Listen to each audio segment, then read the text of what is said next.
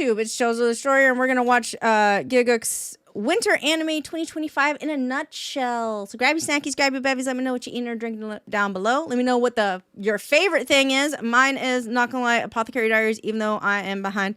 And let's get to watching.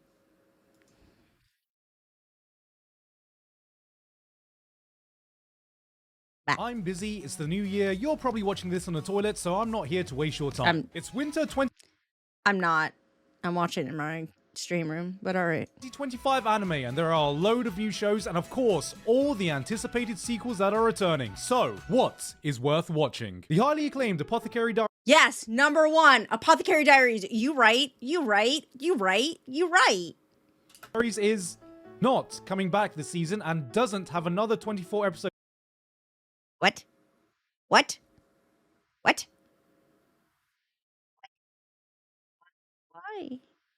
That started airing from January 10th, 2025. Did you hear that, Mum? There is no more Apothecary Diaries if you're watching. Me and Dad love you and enjoy having you present in our lives. Solo Leveling is back with Arise from the Shadow. No idea why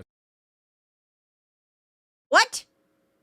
it's called that this season. I haven't caught up to Dr. Stone in forever, and I'll be real, watching these trailers make me feel like that meme of skipping one single video game cutscene, because what on earth has this show turned into? My Happy Marriage is Like crazy shit. That's what it turned into. continuing on to its second season, along with 100 girlfriends. Hopefully now there's less people shouting, "It should have been me, not him!" These are probably the same people that still fantasize about having a threesome one day. Don't lie to yourself, guys. Have some self-awareness. If I wanted to disappoint two people at the same time, I just talk to my parents. And of course, there's Bang Dream Ave Musica, a new series I binged recently and discovered that this was so much more than it looked like on the outside. Amazing drama, well-written characters, and no joke, in my opinion, is one of the best shows airing right now. The cut to CGI is a little aggressive. Like, he's memeing his mom got addicted to Apothecary, as she should, because it is so good. I love Apothecary Diaries. It's my number one. Like, I just, like, CGI is getting better, but, like, the cut to it feels aggressive. Like, it's jarring to me. Because of this, there have been some troubling rumors spread around that I have become an Idol fan, and I would like to quell those immediately, because I can assure you, I am not an Idol fan. I don't believe you. This is a band anime, which is totally different because the girls have instruments which they play in a completely different genre of music. This isn't an Idol show as much as Girls Band Cry or Bocce the Rock, and these are not Idol glow sticks I have. Living in Japan means you always have to be prepared for a Hello, Hedgehog. Thank you for the subscription. Appreciate you. natural disaster, so having a source of light if the power goes out is a necessity, and I am not waving these around. These are simply the morning stretches I do to take care of my body as part of my daily routine, and I do not know all the lyrics to Kill Kiss. That is simply a byproduct of...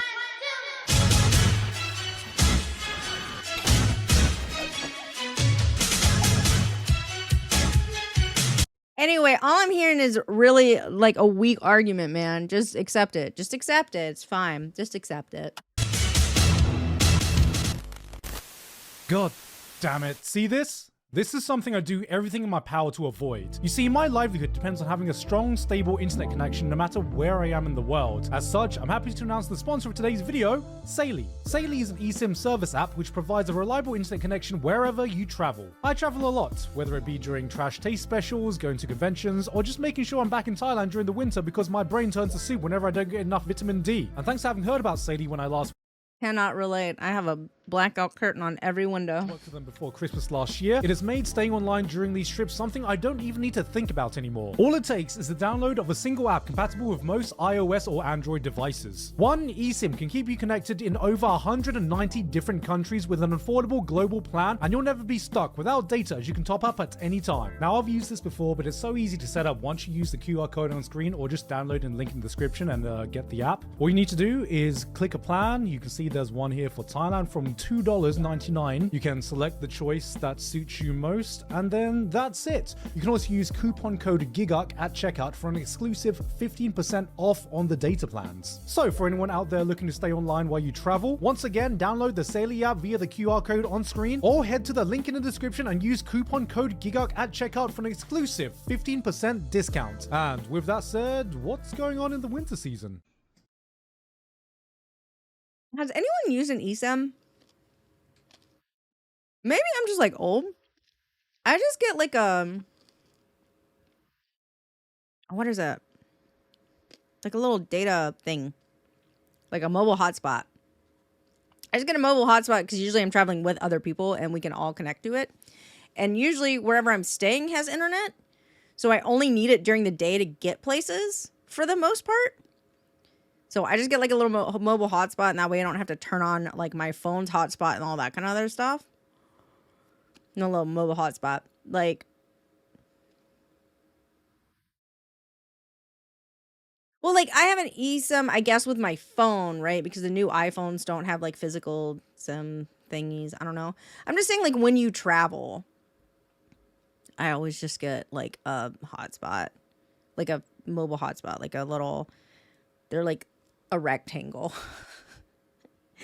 I just use those. I don't know. I know like one of the new things is like, oh, sounds like a MiFi thing. Yeah. It's like, I know like the big thing now is to use like eSIMs when you're traveling, but I'm just kind of like, I don't know, man. I think it's just easier if I get like a little mobile hotspot thingy. I can just put it in my bag. It doesn't bother me, and I can just have everyone connect to it, and I don't have to keep my phone, like, I don't know. It doesn't drain my phone batteries much. I don't know. Maybe I'm wrong. Whatever. Anyway. Buddy? Why? Yeah?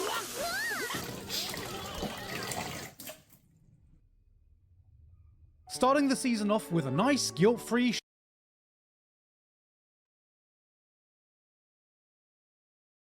I am not into that.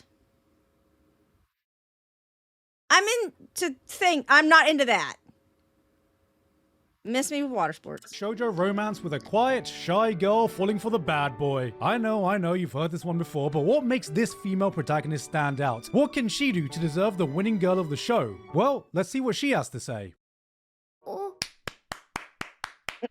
Okay.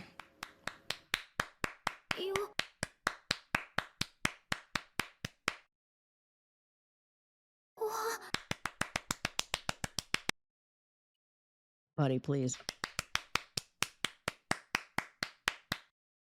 This is pretty much the textbook I can fix him storyline. It's got it all. The quiet girl that everyone picks on, the bad boy with a secret heart of gold, and so much in-your-face bullying you'd think this was a Korean webtoon. I mean, goddamn, she deliberately flunks her high school exam to a prestigious school so she can go to the same school as some hot guy she just met. That's not a bad life decision, that's just playing the long game. But of course, the guy the bullies that bullied her, she opens up, gets more confidence in her day-to-day life, but it makes you think. Behind that shy, quiet exterior, I wonder what's really going on in that head of hers.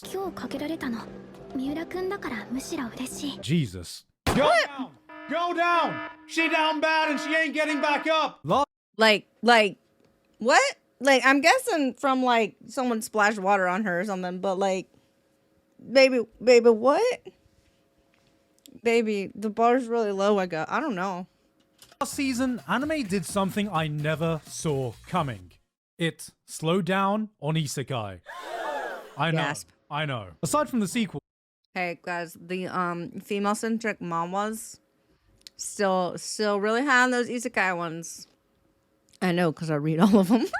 Of which there was just a measly 5, we had just one new isekai come out, and I thought, wow, is this the beginning of the end? Has it finally come time for the anime industry to explore new ideas outside from just random dude being transported to some fantasy world? And yes, now the next step is, hey, I lived my life, I was reborn, I went back into the past, I'm reliving my life, and I'm gonna take revenge on all the people that hurt me. I can safely say anime has grown out of isekai and is doing original things.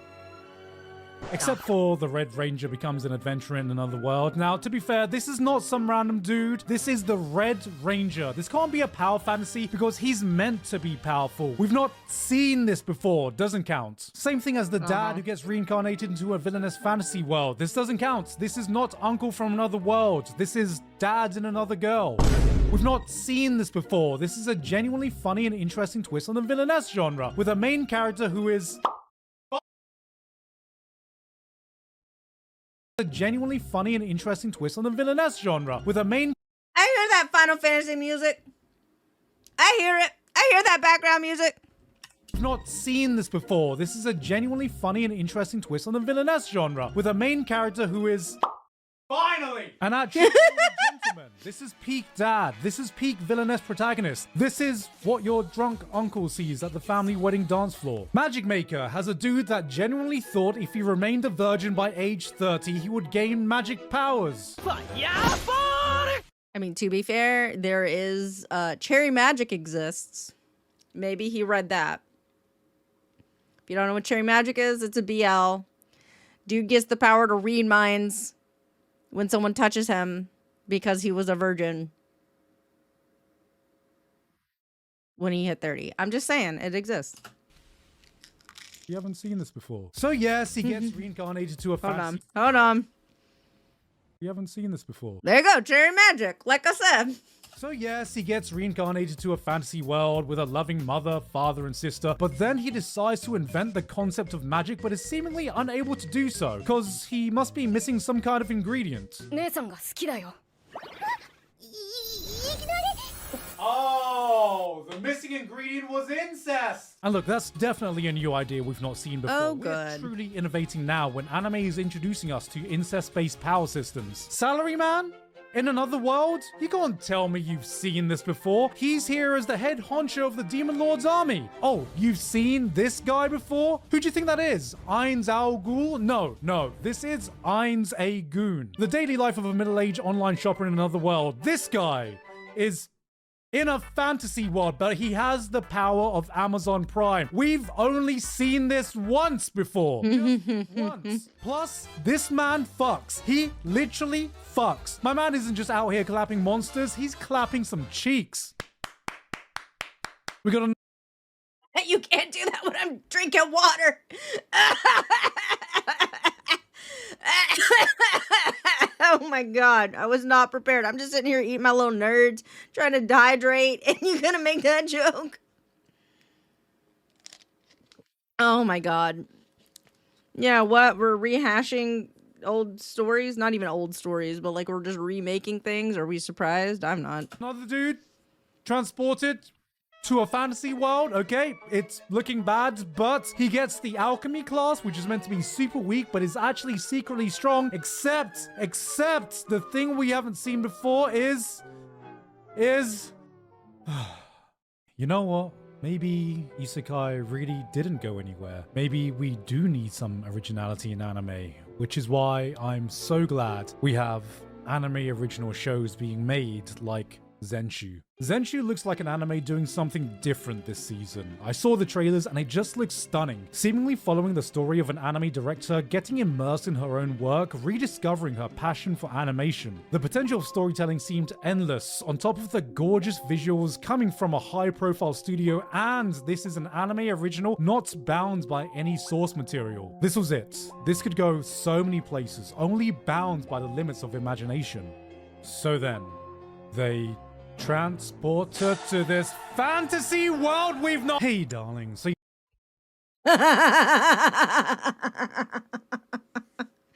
So they took that and they threw that out the window, and we're back to isekai land. Cool. Not everything has to be isekai. I say that as somebody who just eats up female-centric isekai stories. Like, I eat that shit for breakfast. I love that. I love a good, like, revenge story.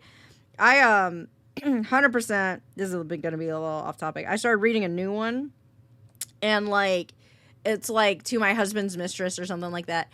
And I was like reading it, and I was like, if she does not ruin the life of her ex-husband and his entire family, like if they do not get a comeuppance, I am going to possibly break my tablet out of frustration. Like, I'm like, I need their lives to be ruined. Like, I need them to regret everything they've ever done. Like, I'm like, I need that. And, you know, sometimes you get that and you just really enjoy the journey, all right? You know what I'm talking about? Just saying. I'm just saying. You know how we watched Arcane together and both enjoyed it? Mm-hmm. Well, I've reinstalled League of Legends.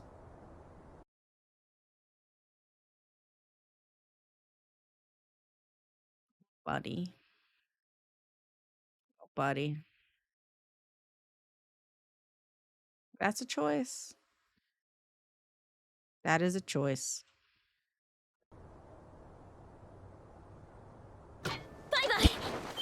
Sakamoto Days. Yep. Out of the new anime IPs out this winter, this is by far the highest. Because of course, it's yet another big Shonen Jump adaptation, giving us an action comedy following the daily life of a legendary retired assassin turned family man, John Thick. He can kill you like this, or this, or this.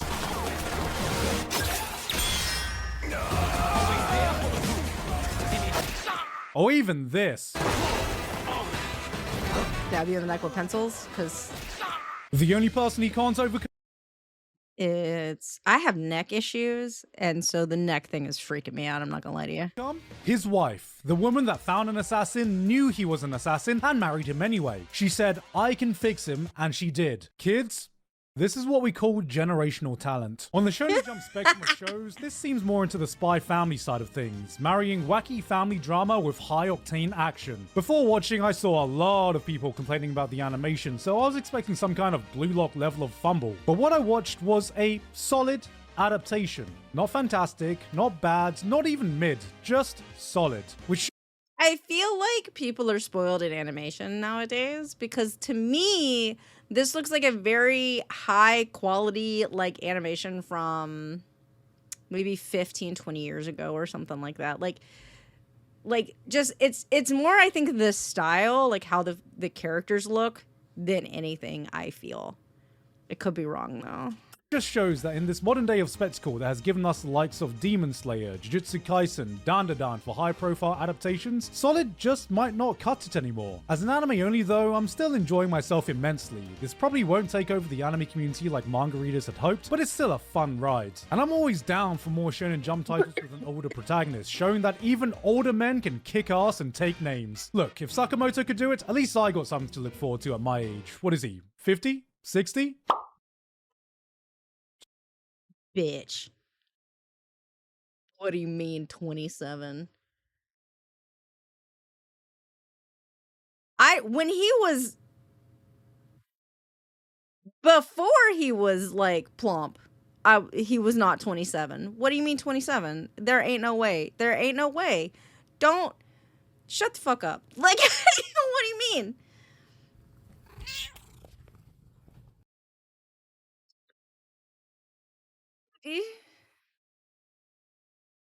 Hidori, maybe? Thank you for the follow. What the no. Just no. Just no. Just no. Jesus fucking Christ. Okay, all jokes aside, I gotta come back to this because it's actually good. Despite the genre labels Johnny, this may have thank you turned for out the to follow, be, welcome. make no mistake, this is 100% doing its own thing. The series kind of blindsides you, starting off by showing a story about an overworked animator struggling to meet deadlines for her newest project, with laugh out loud levels of irony when you consider the studio making this, because of course it had to be made by studio. You know what, it doesn't matter what studio it was made by. If you're really curious, you can search it up yourself, because I think the work in this anime should speak for itself, and we shouldn't be making any assumptions based on individual projects, so I shouldn't say. I'm not gonna say. It's by Studio Map. But then the series goes full Mappa. isekai, and I'm not talking about a 1-2 episode gimmick, it fully commits to it, but instead leaning heavily into the vibe of old school isekai. You know, even before that word was a thing, and we just called this entire genre fantasy. Escaflowne, 12 Kingdoms, Magic Knight Alright. Rayearth. Tales that seem more Narnia than Sword Art Online, with the twist being that this animator gets sucked into one of her childhood movies and can change the plotline by summoning literally anything she's able to draw. I'm a sucker for anime that have these meta-narratives, but when you add on that she essentially summons legendary moments of animation from our history, from the monster in Nausicaa to the Itano circus done by Itano himself, this is looking like it's going to be a wet dream for any Sakuga nerd and a love letter for the history of animation from the entire team working on it. I mean, just look at this scene and tell me this isn't the POV of the burning passion of every artist out there right now.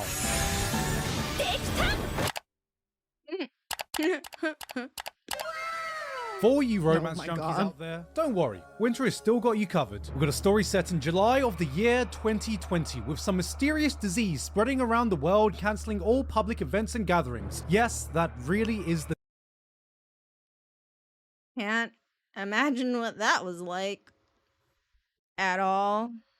the setting. Perfect for a hot, steamy reverse harem anime where people are definitely not social distancing. They went Oh my god, did you guys see, like, I don't know if you guys saw it. There was like this whole thing. I don't know if it was like on a manga art piece or like fan art or like a little comic or something, but it was like this whole thing like during COVID where it was like, "Oh, I think I like this girl." And like, you know, like that spot like, "Oh, she like something happens, it's like, "Oh my god, you're so beautiful," etc., etc. It was like that feeling, but it's when like she took her mask off for the first time because people were like wearing masks all around them. Like, you know what I'm talking about? Maybe I don't explain it well. I probably don't. I just think I was like, that's really neat. how people view different things because of like COVID and stuff. Pack, thank you for the follow. No, I'm sorry. Thank you for the subscription. I appreciate you. all out with this one. Even with the theme song, have a listen to this.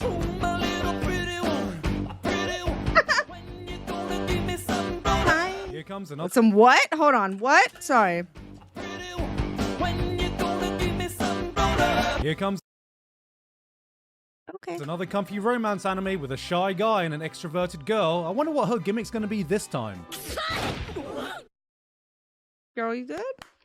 Oh my god. Yeah, the premise of this one is essentially some blonde, energetic anime girl trying to charm the stoic, calm guy in class who's not having any of it because he's walking down the path of enlightenment and training to become a monk. Shut up. We have the least definitely not paid for by the Okinawa prefecture, where an oblivious Tokyo boy moves to Okinawa and falls for a girl but can't understand her wacky Okinawan dialect. Clearly, a concept like this would only work in a country like Japan. I can't imagine this working in somewhere like the UK, where we all speak English and we understand each other perfectly. I was wondering if you could teach me some local phrases.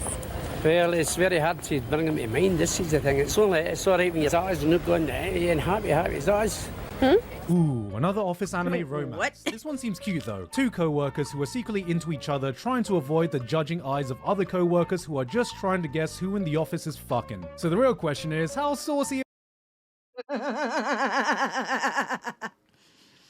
That is every workplace. I'm not gonna lie to you. Every fucking workplace. We all bored. We all there together. We all want the tea. Everybody. Are they together? What's going on? They fucking? Don't they already have a boyfriend and a girlfriend? Are they cheating? Sus. Like... are we feeling in this romance anime? Maybe we'll get some hand-holding, or if they're feeling really spicy, maybe even first names. Maybe even they'll... Ohio, Yui. Well... No fucking way.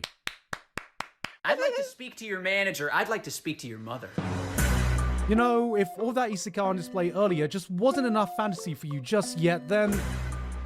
what is wrong with you? I may be a guild receptionist, but I'll solo any boss to clock out on time. Let's be real, you're gonna be watching this one for Takahashi Rie, or this out-of-nowhere, beautifully animated opening. We got two more shows where some dude gets a class he thinks is weak, but is actually strong. There's a new dungeon anime with an A-ranker surrounded by three conveniently color-coded girls. Huh, why does this dynamic seem awfully reminiscent? But no, this is totally different, because here he's a teacher helping to bring out all of the girls' abilities while adventuring. He's teaching red hair how to fully utilize her red powers, blue hair how to use blue power, and then there's white hair. Hey, no, stop, just calm down, don't do it. I'm getting married with a girl who I hate. A wacky rom-com where an unwilling couple are forced into a marriage by their grandparents, despite the fact they despise each other, bicker about everything, and constantly find issues with one another. So, just like your average marriage then. Buddy. Buddy. You asking for it. I'm not gonna lie, this is just Nisekoi in 2025, except the grandparents are even more deranged. There's generational trauma, and then there's regretting not getting with your high school sweetheart, only reuniting when you're past retirement, so you hatch a plan to live vicariously through your grandchildren by telling them to either thank get you. married or lose their multi-million-dollar inheritance to a dog. What could go wrong? お前たちはどのような人生を選ぶ？愚者の道か、賢者の道か。 This feels like something from, early 2000s. This feels like an early 2000s plot point.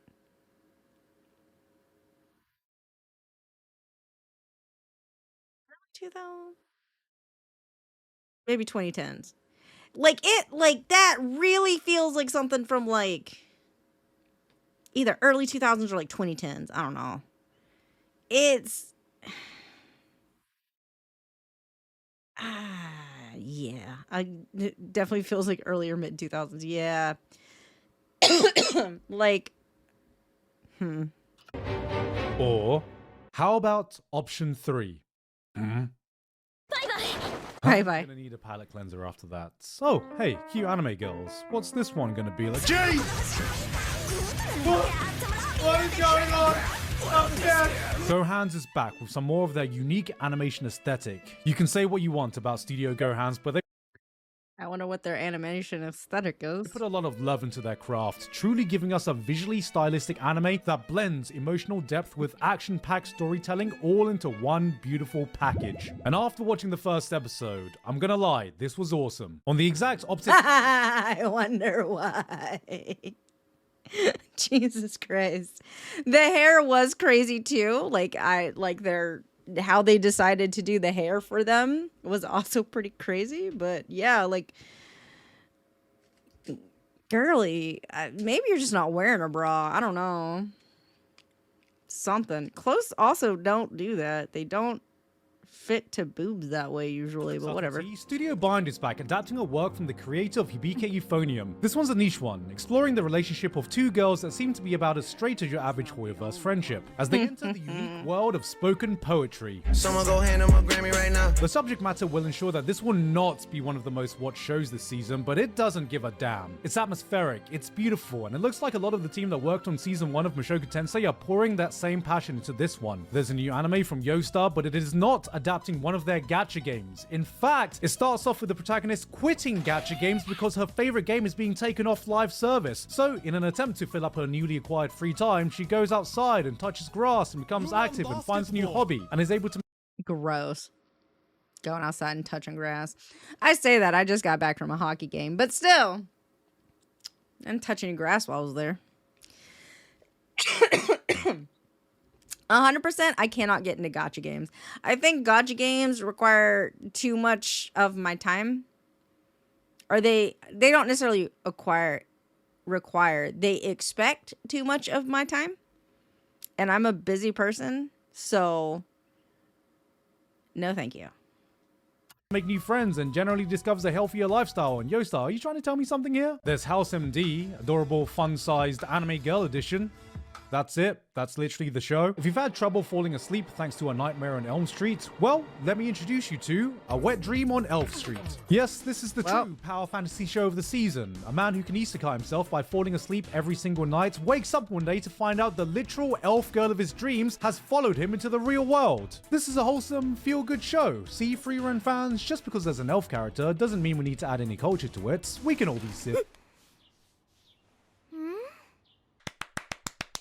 Okay, let me just be that guy for a second.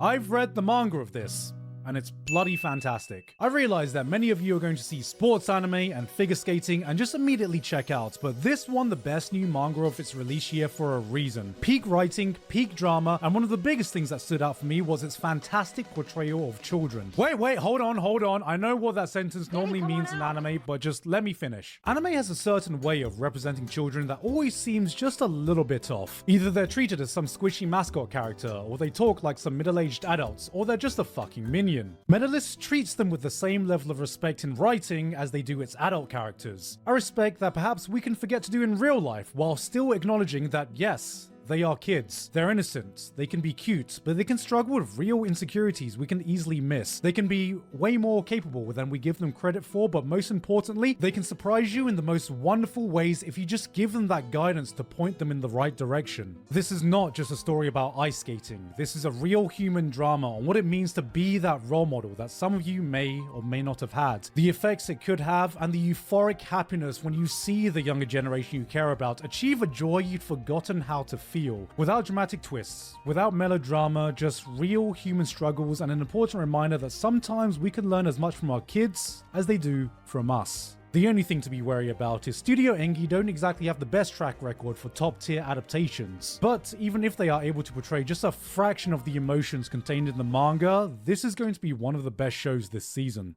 Okay, that's very sweet. I look at an ice skating anime and I'm like, where the fuck is Yuri on Ice season 2?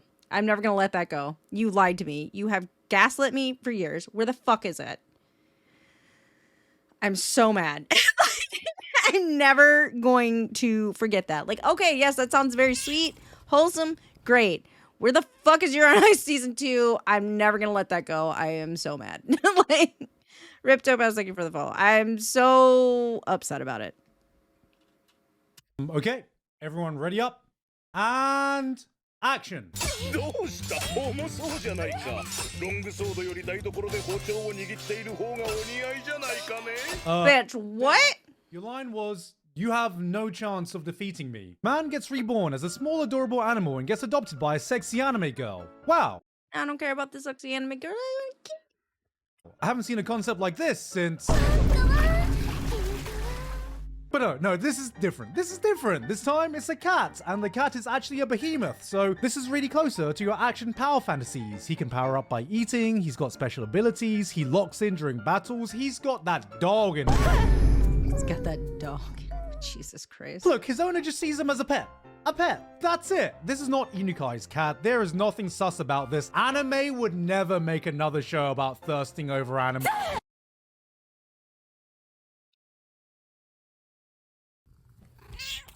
That is a time to pause that I chose.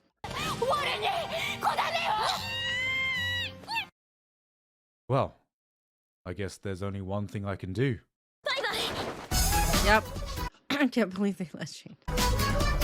Hey guys, hope you enjoyed that video. Thank you very much this month to Author Curtis Eckstein, Basil, Dysfunctional Degenerate, Flabberwocky, Gigguk, Jonathan, Mike 808, Mikasa 12315, Payne Patchett, Pony Stark, Shouting Zombie, Walter Geist VT, and everyone else, my Patreon, for helping to support me for this month and making this video possible. Yes, okay, before you say anything, I know this video is a bit late, but come on guys, my team just worked hard with Best of Anime 2024, okay? That was a big project, okay? And look, it's not like we missed too much, right? Yeah, the season seems a little bit quieter You didn't talk enough about Apothecary Diaries compared to the and how amazing it is. 100%. previous season, but hey, maybe that's a blessing in disguise. Hey, maybe that means you can watch some anime that is on your to-watch list like I definitely am.